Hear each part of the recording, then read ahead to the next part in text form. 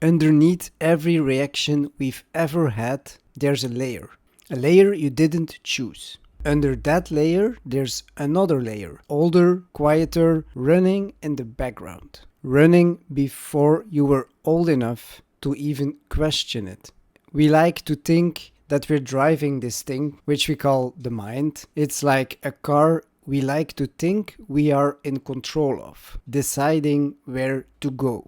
But honestly, most of the time, we're not driving. We are being driven by our own mind, by patterns laid down so long ago, so deep that they don't feel like patterns anymore. They feel like us. Today, I want to take down some of those layers. Not in the theoretical sense, but more in a practical way. Yesterday, I bumped a curb and I hit my rim. My rim was scratched. It's not a big deal, but at the end of the day, I had convinced myself that I'm a worthless piece of shit and that I didn't deserve my driver's license. I was driving to work, looking for a priority in a turn, and I steered a bit too much to the left and I hit the curb. Bumped it, small jolt, not a big deal. It's kind of the thing you forget when it's lunch. There is something happening in the middle of the day or the beginning of the day that you can't put out of your head.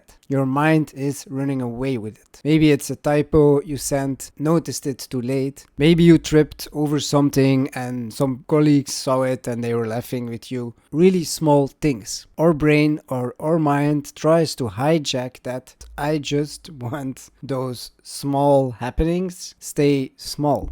Let it just be what it is. I scratched the rim and that's it. And when I hit that curb, the thought almost immediately shot up. You shouldn't be driving. Fine, okay, manageable. Except it didn't stop there. You're not worthy of a license. You should be humbled. You see, this is what happens when you don't pay attention. You're a danger on the road. And then, this is the part where it actually quite scared me. It stopped being about the road entirely. It changed a total different direction and it seeped into other parts of my personality. And the voice in my head said, "You think you're so special, you think you're the man, but in reality, you're nothing. What are you even doing with your life? You really think that's going to work out? You're delusional. You're the same lazy piece of shit you always been." And notice the jump here. The curb was about the road, the accident that happened, and it suddenly changed into something really personal.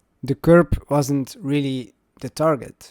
It was just loud enough or sudden enough to make something move inside myself. And that move opened a door and I let the inner critic in. I think we all deal with toxic thoughts. I like to call them demons. Not for drama or not for epicness sake, just for accuracy. The Greek word was daimon. And a daimon wasn't originally evil. Socrates even spoke about his daimonion. It's an inner voice or a guiding spirit, something in between human and divine. Not a god, but something of divine power. And this daimon would guide your choices through life. It never tells you what really to do, but it's like this quiet voice in the background protecting you from choices. Though the only difference is it's not a tormentor. And that's where it gets interesting, because it was centuries later that this daimon got twisted to the word demon as we know it of today, in something purely evil. The voice didn't necessarily change, but the framing around it changed. And I think what I experienced yesterday, my daimon wanted to come out and protect me. My warning system that said, don't get too reckless, don't get complacent, don't humiliate yourself. And somewhere along the way, it was built out of fear. Real pressure or real events that happened to me that I can't really recall. But at one point, it stopped guiding me and started attacking me. Same voice, just a different job. And this is where psychology actually has language for. It is the critical parent, or rather the critical parent voice inside of you. It's kind of a recording that was laid down very early in your life. Often in a household where mistakes were met with shame rather than with connection. And being humbled was kind of a lesson.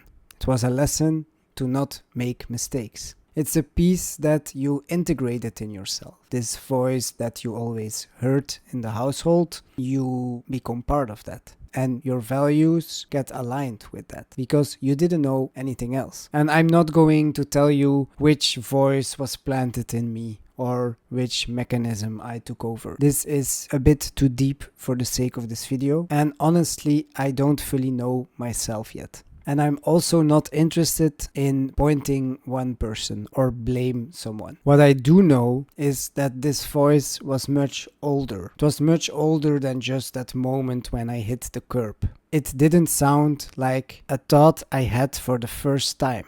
It sounded like a recording that is just like being pressed on and played. If I'm honest with myself, I heard that recording of that voice already many times. And the curb, in this case, just hit the play button. And this is what makes it so dangerous, because with a new thought, you can argue with. But with an old recording, you just believe it yourself. It's so embedded in your being or in your belief system that you take it for granted. This voice is you. And that's where it gets really tricky. I carried that recording the whole day. I couldn't shake it off. It was like in the back of my mind, growing bigger and bigger. This voice got so loud, it became so big in my head, and there was so much pressure on me in that moment that I couldn't focus on my work. Then I got home from work, and my girlfriend asked me something completely harmless. Was it hot today outside? And I kind of snapped at her. I lashed out. Of course it's hot. And actually you should close the stores. The sun is always on the window. The pressure I had on myself leaked into the conversation I had with my girlfriend. And I acted like she was the stupid one. I acted exactly like this voice in my head was acting to myself. This pressure you put on yourself, this pressure needs to escape. So what do? You let that pressure escape with, most of the time, the people you love the most, the people you feel the most comfortable with. And I caught myself the second it came out. So instead of doubling down, instead of protecting myself even more, I did something else. I told her in a very honest way what was actually going on inside of my head. And then when I wanted to say, I didn't mean to hurt you, bam, I cried like a baby. And it was like this pressure came off in a very emotional way. But at that moment, it felt so much more. It felt like a real relief. It felt like I was telling that to myself.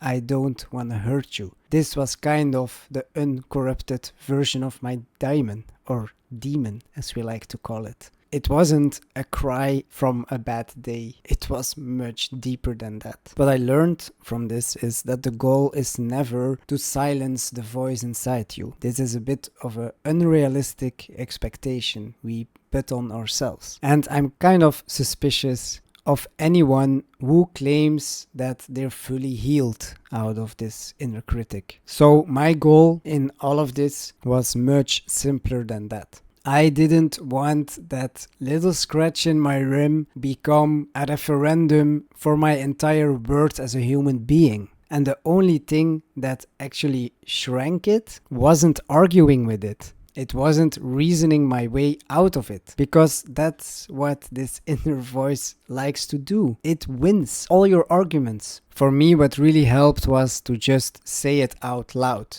to put this inner critic or demon or whatever you want to call it, this inner voice just out of there in public. And then you realize how pathetic and how useless they become. This inner voice suddenly is like stripped down from its corruption. That's the moment where it loses most of its power. Most of it. Not all of it, but most of it. And the critic doesn't need to be defeated, because this inner critic has a purpose. And dragging it into the light and making it stand there, having its voice, makes it really funny even.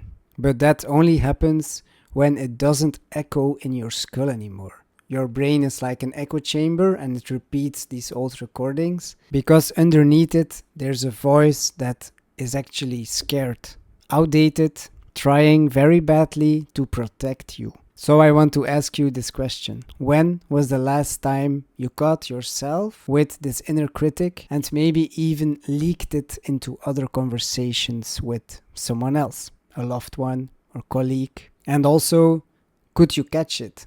Because I think that's the most important lesson of this video. Thank you for watching, and I'll see you in the next.